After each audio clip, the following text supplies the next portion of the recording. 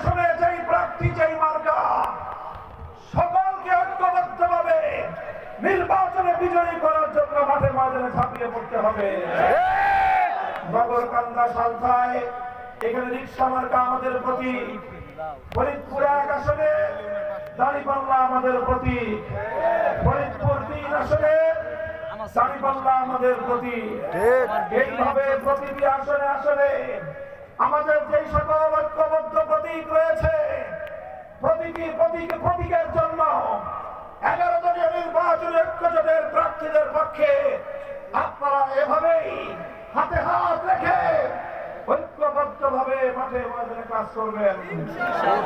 আমার মা বোন কন্যাদেরকে বলি, আপনারা নির্বিঘ্নে নির্বাচনের ক্যাম্পেইন করবেন।